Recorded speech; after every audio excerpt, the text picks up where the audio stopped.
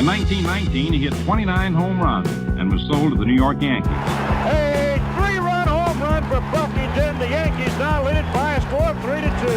Bill Lee is now going over to a couple of the Yankees, and there they go again. Swoons hits it to deep left. That might send the Yankees to the World Series. Varitek and A-Rod going at it. Roberts is going. Posada's throw. Roberts safe. And what can I say? Just tip my hat and call the Yankees my daddies. Welcome to FANBASE, a deep dive into the greatest rivalry in sports. He's John Senecal. I'm Brian Shackman. This is episode 46, or should we say episode 2? Because number two. Jeter. You know, part of me is like, it was so gross to see all the images of like all these grandfather. It was like grandfather, son, grandson with number 2 shirts on. Yeah. And it was, listen, it's cool. I mean, but I don't know. Like, I understand he was great and he deserves to be in the Hall of Fame, but like the hero worship on Jeter, sometimes I don't know. Before we get into criticizing that hot take, what was it like for you to watch it? I loved it, man. I mean, I just, same kind of thing. I got my shirt on now. I got my Jeter shirt. You know, it's just, when you say, you know, what is it? It's the fact that he's one of the few, you know, one of the few in the Hall of Fame, obviously, but he's also one of the few in general where, like, he's an icon, dude. Like, how many players out there do you know that there's plays named after? In all professional sports, you know, there's Doug Flutie's got the Hail Mary, Willie Mays has got the catch, Derek Jeter's got the flip, you know, and he's got other ones, Mr. November, and like, you know, the Jeffrey Mayer aided one too. Right. It's just, he's got, the list goes on and on and on, you know, so it's, to me, that's the allure, you know, not just the fact that I watched him growing up. I mean, I guess growing up, you know, he started in '96. I was more of a Don Mattingly era, but I still was there as a huge Yankees fan through his whole run, you know, and that was the guy I identified with, obviously, like my kids do, you know. So it's funny, like, he's been out of baseball since 2014. I know. And my 2015, and my kids, it's still their favorite player. So I mean, I find that the players that meant the most to me, even when I was a young man, so you're talking about loving him when you were a young man, was it emotional, like watching it? No, it was just the fact that, like, if you're a Yankees fan, right, and you just were involved in the 13-game winning streak, it was the feeling that no matter what, he always was going to be there for you. Like, he always did something. He was like the Mike Trout that, you know, he always made an impact in the game. And when the game was on the line, you always had that in the back of your head that he was going to deliver for you. Like, yeah. And regardless, you know, it was kind of like, I'm not going to say on the same level, but Pappy for you guys for years. It was just kind of like, you knew that, like, the big moment found him, and he loved the big moment. And that as a fan, what could be better? Well, I will say this. I will say that New York chews people up.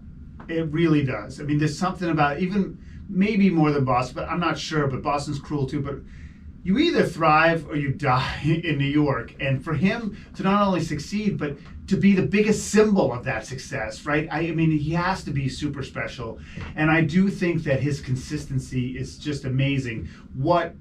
I just found him to be boring, right? So, and too perfect. And like, now, if he played in a different era, he wouldn't be boring. Like, it's just, I feel like he was right at that cusp of, like, the social media era, you know, when people, the media was really starting to grab teeth, you know what I mean? The video was starting to come out. He never gave you anything. Right, but that's why I knew you didn't like him. You know, there wasn't enough controversy. So what's wrong with that? I guess nothing. We keep going back to that. He's just a walking cliche, but I get it. Like, I get it. And it was, you know, we had the chance on our morning show at WTIC to talk to Josh Rawitch, who's the president of the Baseball Hall of Fame, and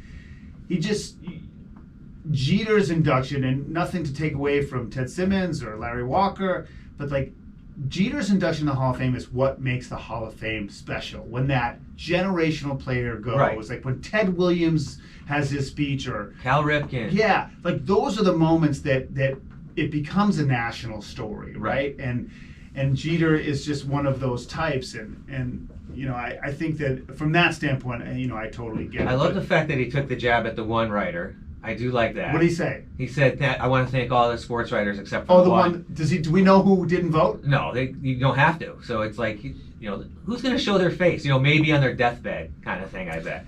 The other thing I thought I really liked about the speech was when he talked about meeting Rachel Robinson at the awards dinner in '96, and he was just a rookie because he was there for the Rookie of the Year award, and they put him at the table, and he sat for 3 hours with Rachel Robinson at this dinner, and he said that was one of the most impactful things that he can ever remember in his career, yet he doesn't really remember anything that they talked about. Right. It was just the fact that, he was talking to her, and then the fact that Hank Aaron in '99 All-Star game, when everyone was fawning over Ted Williams and everything, and Jeter said he was just kind of hanging back. Remember at Fenway Park? Yeah, of course. And he felt a tap on his shoulder, and it was Hank Aaron saying, "Hey, I wanted to meet you." And you think about it as a professional athlete, right? Granted, he's 3 years into his major league career. Now, those are two huge, insanely huge moments for someone. And he's biracial. He's biracial. Like that's what I was going to say next. But imagine Hank Aaron tapping you on the shoulder. Say, I wanted to meet you. I want to meet you. Right. Who else? Going back to the Jeter allure, like who else has Michael Jordan sitting in the second row? Yeah. Like it was funny when someone said that. It's like when does Michael Jordan ever sit in the second row? Yeah. At anything, But that's the thing. Like when else do you see someone like that at an induction?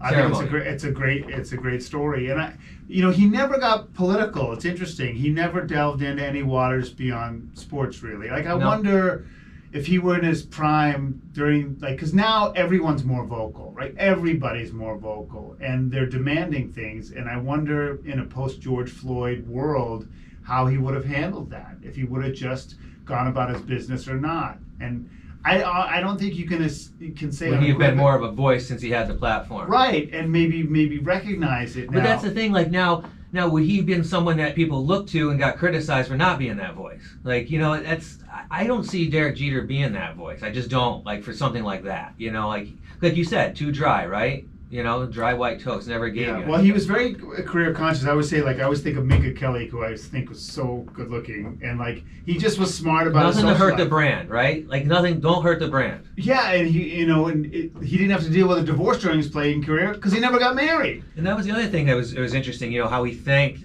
his daughters, and it's funny. His daughters are sitting there dancing around, and they're they literally have no comprehension of what.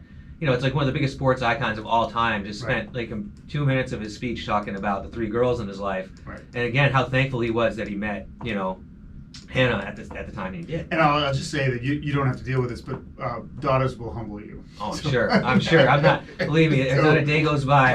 I'm not gonna say thankful because I don't want to piss on the dads and the moms out there that have daughters. But no. I know it's definitely a definite ball wax than boys. Listen, he's John Senecal. I'm Brian Shackman. This is FanBase, a deep dive into the greatest rivalry in sports.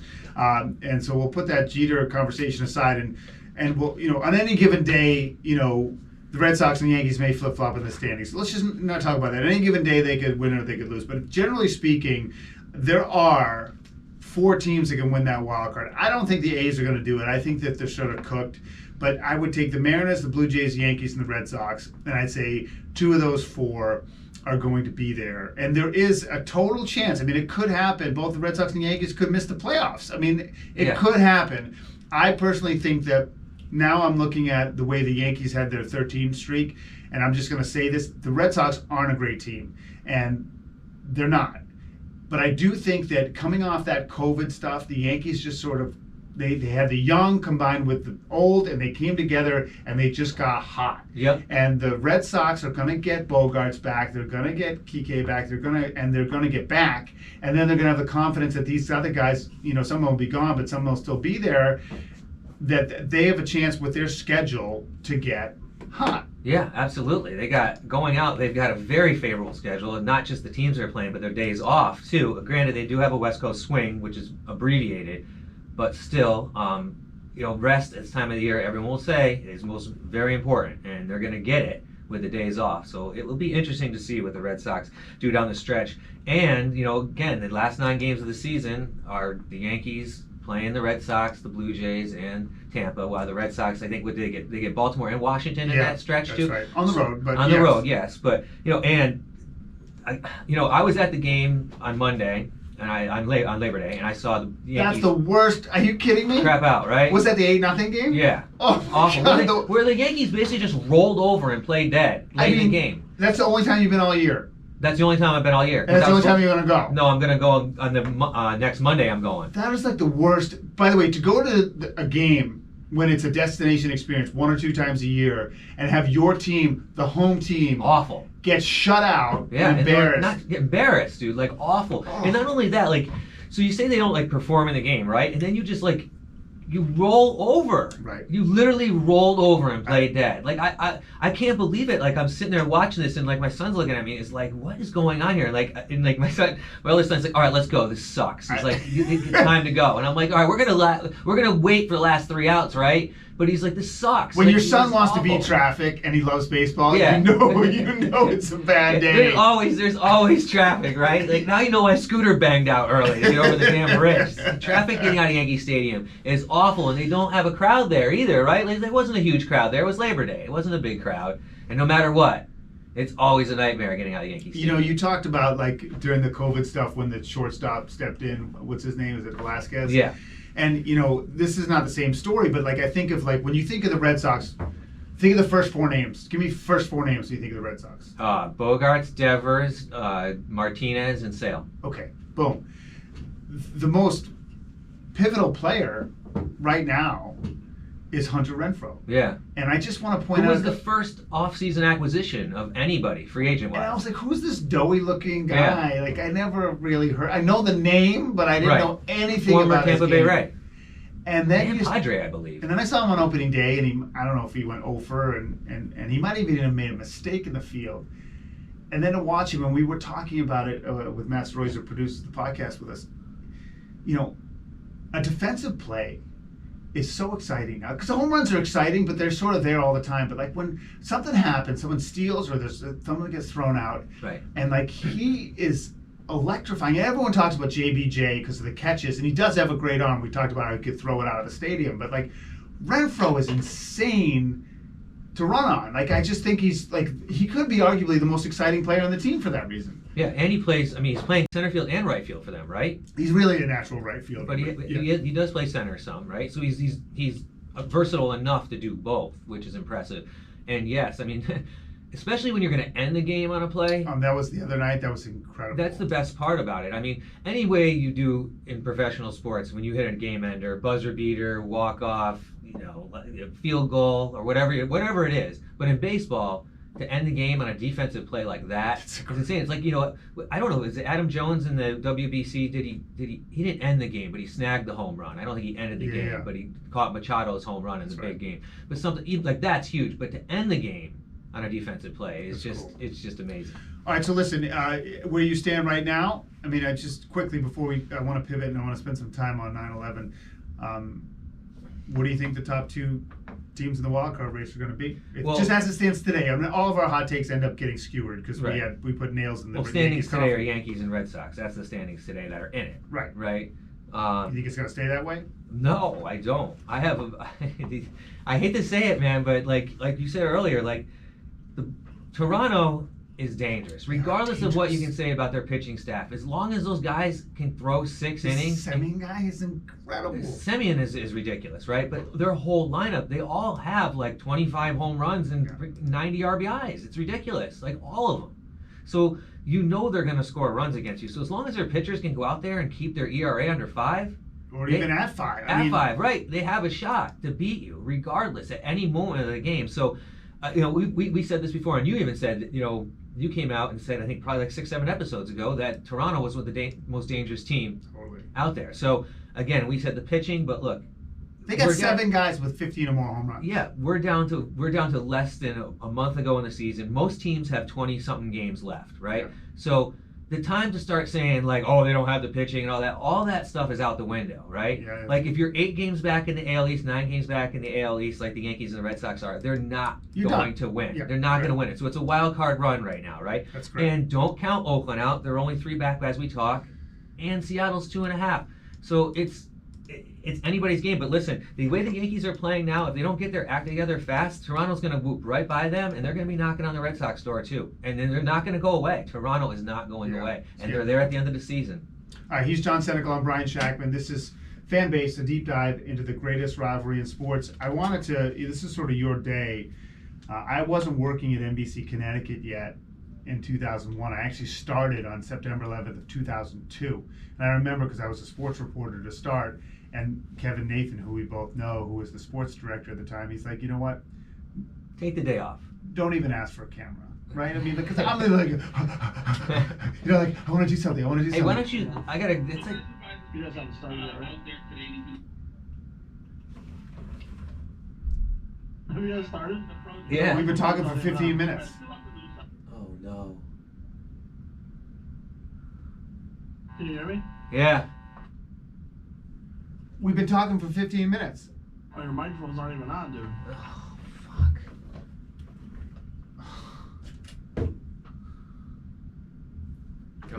That's like losing your fucking essay when the computer crashes. That was a great show.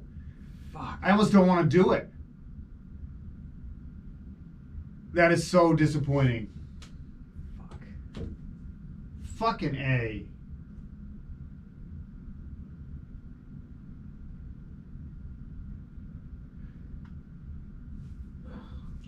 I don't want to do it tomorrow.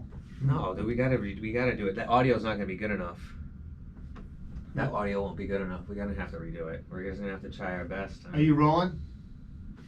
Mic check. Test. 1 2 1 2. You got the two mics? Testing 1 2 3 4 5. Can you roll now? Okay. All right. Ah! 3. By the way, that's not your fault. I assumed since I said I wanted to go right away that you were rolling, but I mean the mics weren't on, so. All right, 3, 2. Welcome to FANBASE, a deep dive into the greatest rivalry in sports. I'm Brian Shackman. He's John Senecal. This is episode 46. I mean, John, I'm sort of dedicating this episode to you. To me or Yes. to Derek Jeter? We gotta. Well, you're right. Like I should say episode 2, Yep. right? But we're going to talk about Jeter to start, and then we're going to sort of put the current affairs into place and sort of project what's happening, because both the Red Sox and the Yankees are in a little bit of trouble, but you can be optimistic or pessimistic based on what's ahead. And then I want to get some stuff from you on 9/11, because you both were in Manhattan on 9/11 and covered that World Series the best you could. So, it's just a lot to digest here in episode 46. But I do want to start with, the Hall of Fame, it didn't have a ceremony last year. Yesterday was mildly annoying for me to see all the number 2 jerseys. It's kind of cute to see a grandfather with number 2 shirt and his son with the number 2 shirt and his grandson with the number 2 shirt. But at the same time, it's cool for the people who love those fans. So, you didn't go. First of all, I want to ask you, why didn't you go? It's just not the good time of year for me to go, with the kids and everything, and, they're in school. So you wouldn't pluck them out of school and just if it was over the summer, the plan was to go. Okay. If it was normally when it was in July, the plan was to go. But I did watch it, and it was great. He's, and you talk about the jerseys and all that, and it's just, he's a guy who transcends sports. You really think so? Yes, because he's got plays named after him. He's got the flip play. Like, how many other players have that? Willie Mays has the catch. Doug Flutie's got the Hail Mary. Jordan with the dunk, and then the tongue out. It goes beyond baseball with Derek Jeter. And you say he's too dry, but I say there's nothing wrong with that. He's boring. Right, he's boring, but there's nothing wrong with being boring. And the amazing thing is, which is even more amazing, is the guy absolutely figured out how to do it in New York City, too, playing for the Yankees. I think that I go back to that, and let's face it, he deserves to be in the Hall of Fame. I don't care. This whole debate about unanimous or not is such a garbage argument. It was nice that he took a shot at the one writer. Right, whoever that person may be, and I wonder who it actually was. But I do think that you make a good point, because New York kills people. It can really, the pressure can You could be the best player in the world and you show go up there in and New all York. of a sudden it just reduces you. Boston can chew people up, but it's different. Boston, it's the media, but in New York, for some reason, I don't know, it's just to me, it's more about the media and the fans, but also just the distraction of New York itself. It takes people in, and they have too much fun or whatever. Like it's to get not lost just in New York. Yeah, it's not just about the media and the fans getting it. In Boston, it's the media and the fans, but the city itself is just like another city. And if you're a person of color, Boston's not a fun place for many of them. But in New York, you got money and you have options, and then you all of a sudden you're And mediocre. when you're the toast of the town, everything's getting thrown at you. But he was able, in the hardest place to play, to be the best in the Right. hardest place to play, which I do have to give him respect. And it's not even necessarily begrudging, but it just made me think about those Yankee teams. And yeah, I mean, he was boring, but I just wished, did he go off script at all? Did he do anything that wasn't perfect in that speech? It was no. I mean, he other than taking the shot at the writer. I mean, no, he didn't go off script. He thanked the right people. I did think it was interesting. How he talked about the basically the two huge defining moments of his career happened within the first 3 years when he was in the major leagues. And the first was when he was at the Baseball Writers Association, and he was at the table with Rachel Robinson, Yeah. Jackie's wife. And he was there for like 3 hours at the table with her as a rookie, waiting to get the Rookie of the Year award, and just sitting and talking with her. And he said he could not remember basically any of the conversation, just the fact that he was there with her and talking with her, and that 3 hours with her was some of the most memorable time. Well, before you get to the second one, but that strikes me as like, Jeter's biracial. Jackie Robinson, obviously, we know, broke the color barrier. Jeter was never political. And I just wonder, in this post-George Floyd world where everyone seems to be socially active, do you think he would have been?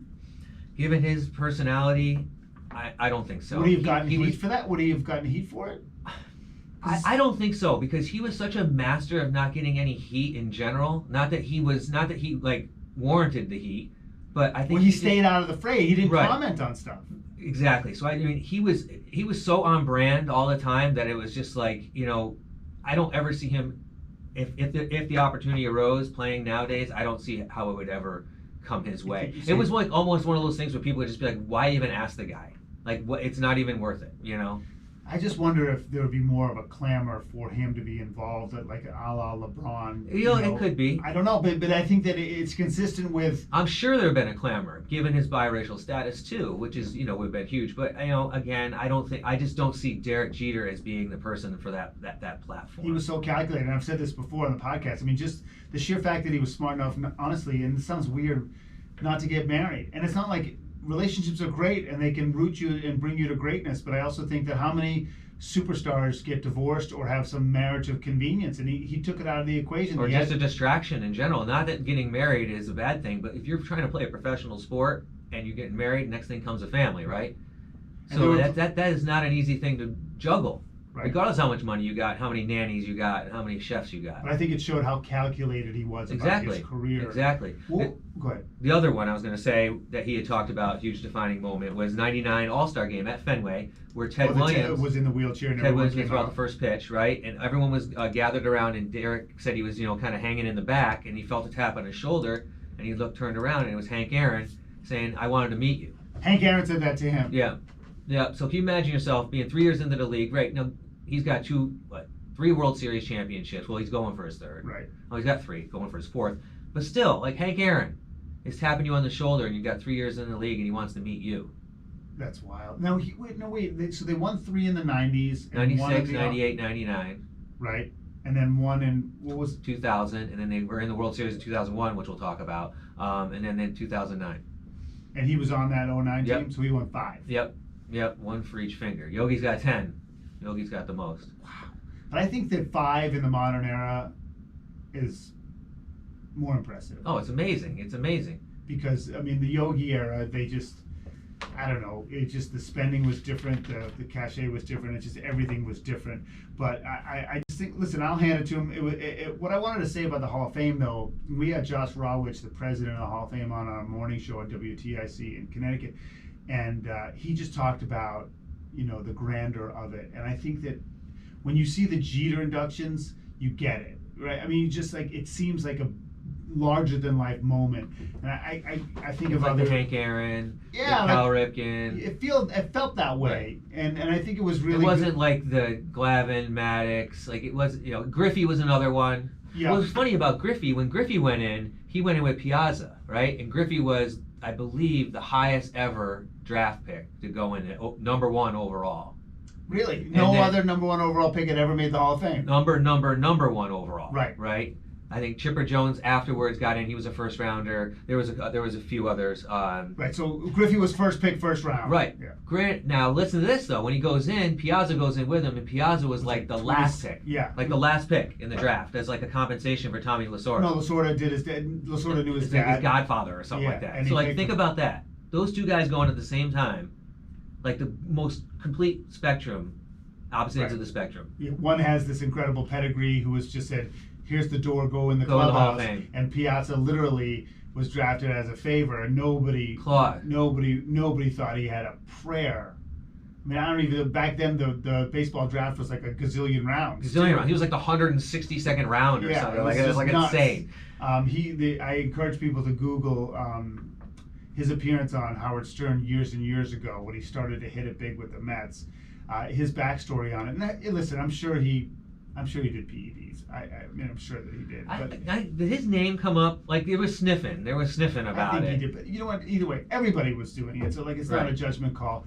But I do think that even if you do them, it doesn't help you hit the ball. It helps you hit the ball farther. Right. So I think he had the talent all along, and he just Steroids doesn't put you in the Hall of Fame. No, I don't think it does. And so like, but There's plenty of players out there that did steroids that aren't washed even out close, in 2 I or 3 know. years. But my point is, Piazza, talked about why it kicked in with him to the drive to make it when nobody thought he could, and those are the stories that I absolutely love. Whereas, Jeter was just this incredible athlete all the way through, but I think it's his demeanor that I criticize that also is what made him great, which is, I think, is essentially, your point. He's John Senecal. I'm Brian Shackman. This is FanBase, a deep dive into the greatest rivalry in sports, episode 46. All right, let's break it down to what's going on now, because I can basically say, when we record, I try not to get into specifics because I want these podcasts to last. And I think that it's basically safe to say that there are 4 or 5 teams. I mean,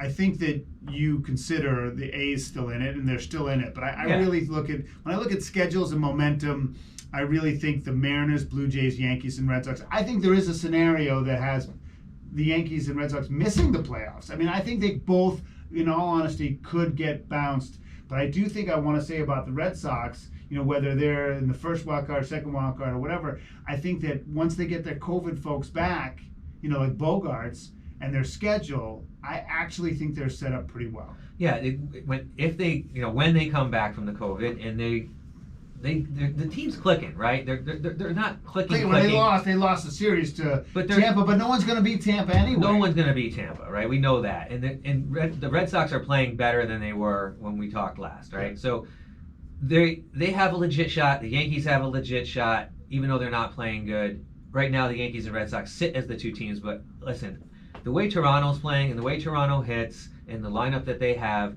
the pitching has to be mediocre. It's like we talked about the Red Sox going through the season. The pitching had to be mediocre, right? And the thing is, if the Blue Jays keep hitting the way they do and they get into the playoffs, they can knock anybody around. Those guys can flat out hit. I actually think they can beat Tampa. Yes. I mean, I really do think they can. Whereas I don't think I know the Red Sox can't beat Tampa in a 7-game. Well, So Toronto has 6 more games against Tampa. Yeah. 6 more games, right?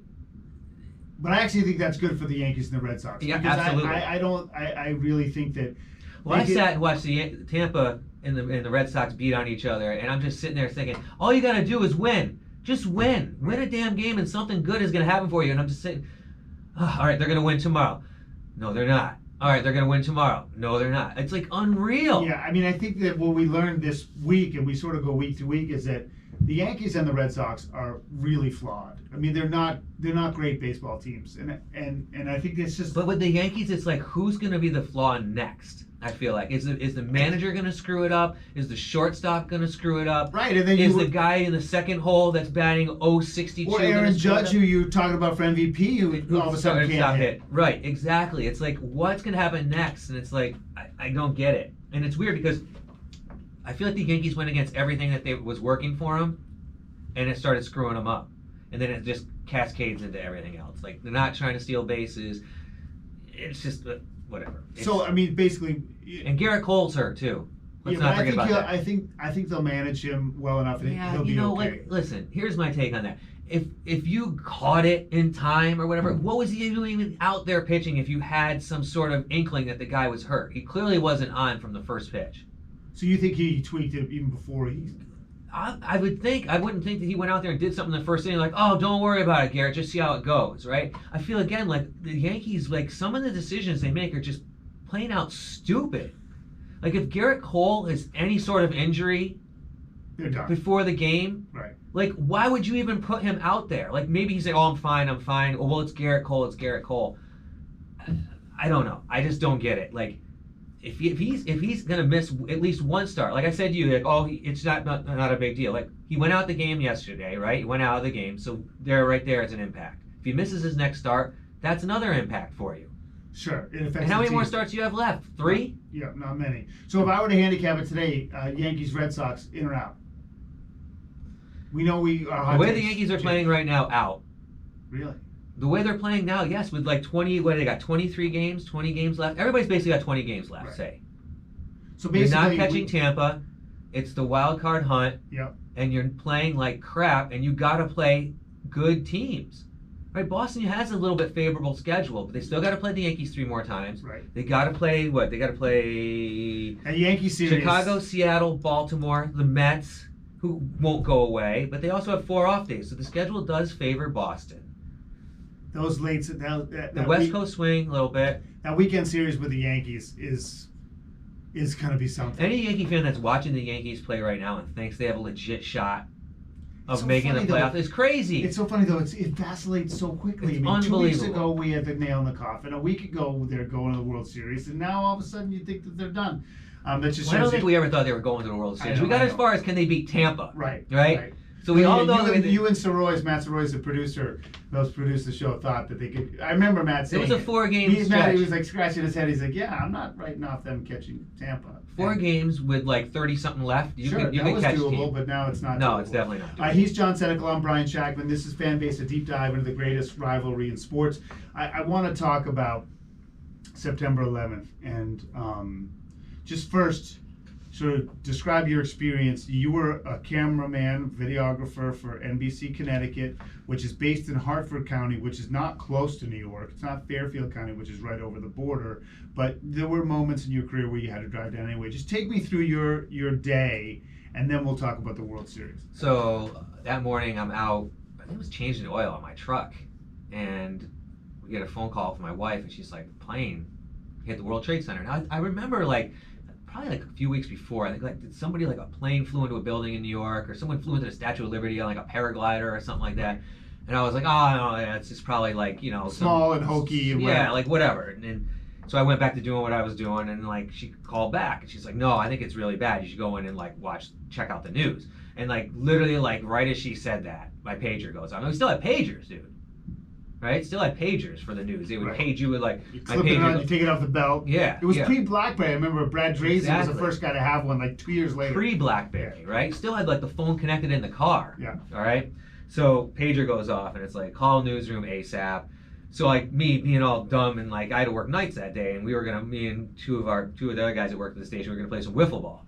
So I was I call them and I'm like, oh, what's going on? They're like, oh, there's a plane hit the World Trade Center. Were you 25? Yeah, 25. And I had just started. I've been a year there. And they're like, oh, a plane hit the World Trade Center. And then the second plane hadn't hit yet. And I'm like, well, I got some stuff going on, to do. And they're like, no, you got to come in. And I was like, all right, this is obviously something big. So get my stuff together, going to work. And by then, the next plane had hit. And my assignment when I got there was to go to Bridgeport and as far down as we could go and get people that are coming out of New York City on the train. Right? Whoever's trying to get out of there. So we go to Bridgeport, and we're there with literally every station. CBS. I'm NBC, CBS, ABC. There's probably Fox is there. And the first train from New York gets out, And you could tell, like, there's definitely some people that had been, like, they got this like, soot on them and, you know, whatever. And this one guy comes out, his name's Jimmy Vesquenza.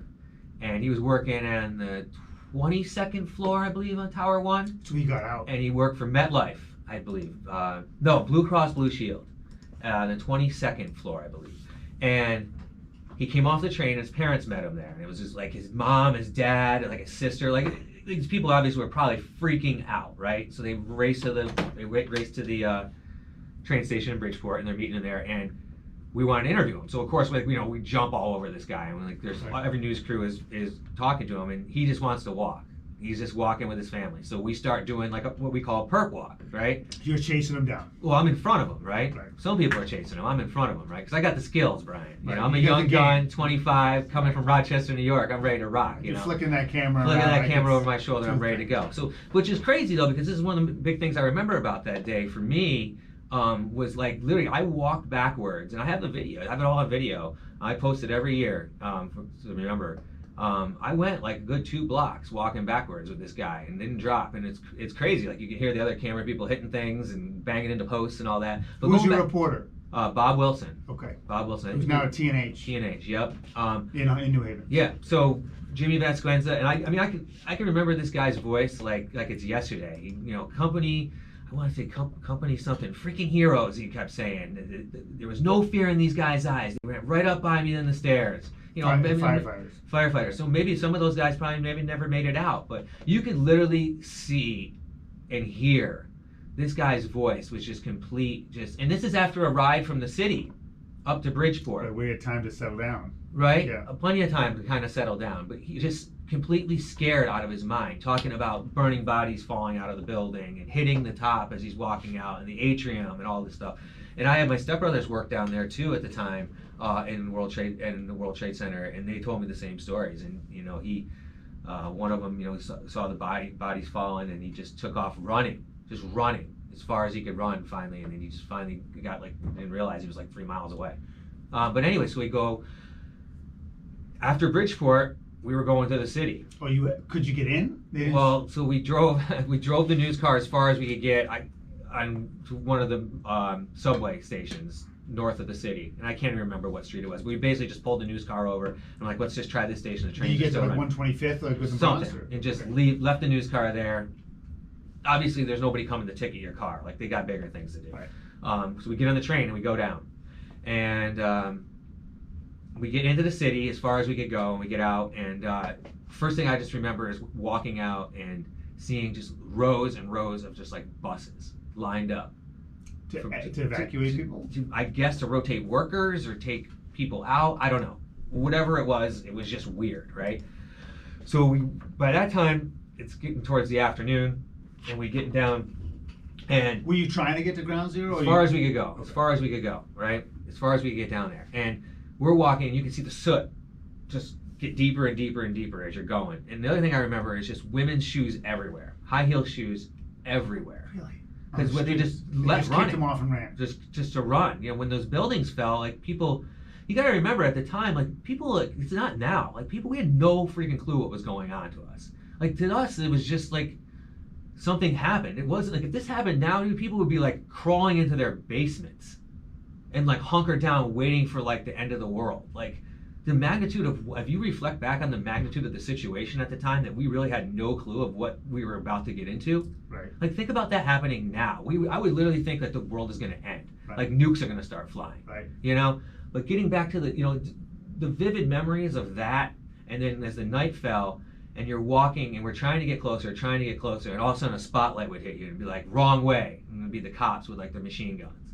Like you can't be here. You can't be here. So at one point we wind up in the back of an AMR ambulance. Like this is just crazy, right? I don't know how this happened. Was there a victim in the No, ambulance? we're just trying to get as far as we can up. Like this is just like news, dude. It's cutthroat. You know Did what you I mean? go live from down there? No. No. There was no live down there. Because you couldn't Like, get a signal. First of all, we're NBC, Connecticut. You know, you can say you're an O&O all you want, but when something like that For people happens, that don't know, owned and operated, owned by so NBC. we're owned by NBC, which is also owned WNBC New York, Chicago, LA. The same people that sign the big people's checks sign our checks, right?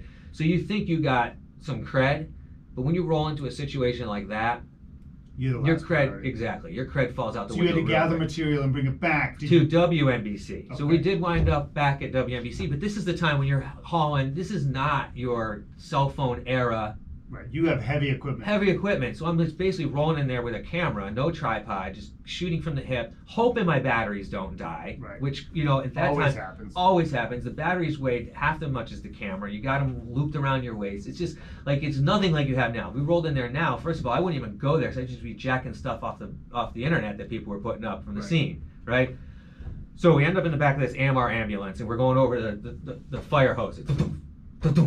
That's what I remember, just driving over fire hoses down these streets. God, it's To not get- bodies or something. and we're looking, no, definitely not bodies. So I'm looking out the front of this ambulance, and it's just, you can just tell we're just not in an area we need to be in, right? And you could see, like, I call it the pitchforks, the pillars of the symbolic sides Yeah. of the thing.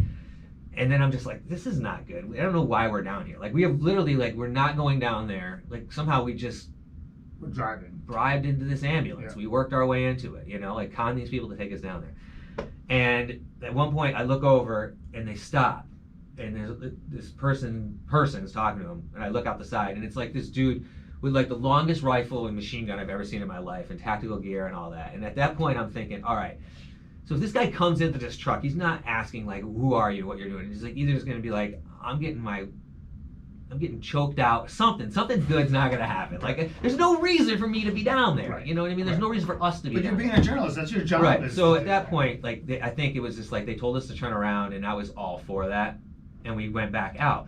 So then now we're on the sidewalk, right? In the middle, basically in the middle of, Manhattan. right. And now we got to find our way back to WNBC. There's no public trans. No obviously. public transportation. I can still remember like literally standing in the middle of like Fifth Avenue, and like you could have laid down in it, dude. Nothing. You could have laid down in it, fallen asleep, and nothing would have happened. And then everywhere you looked, there was just cases and cases and cases of water and women's shoes and soot.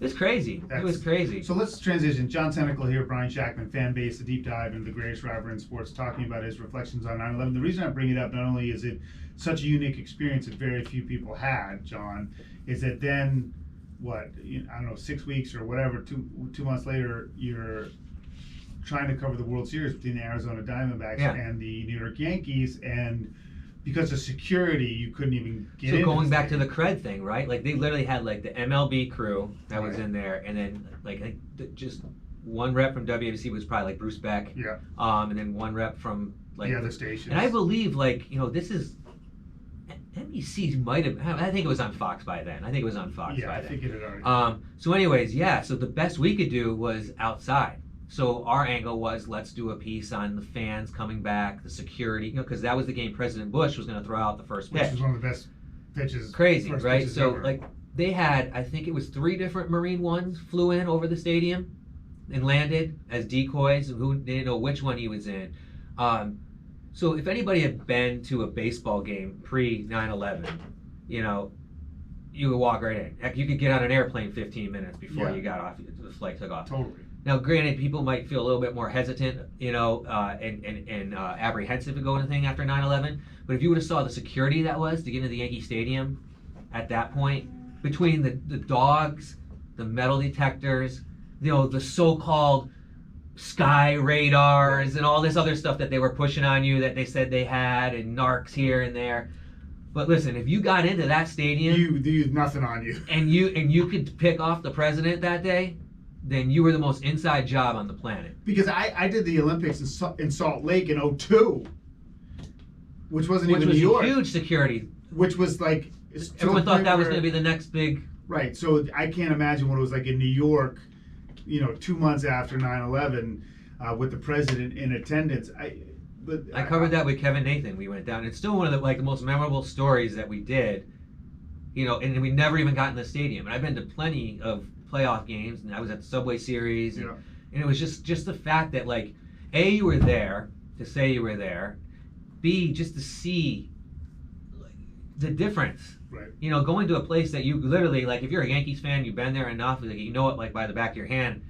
It's like walking into your house and going through like 17 layers of people asking you what you're going to go in there for or whatever. So let me ask you in closing, how because we've talked about this. I talked about this on the morning show on WTIC about how even I was sort of cheering for the Yankees, and I'm just curious how much of a bummer was it that they didn't win it?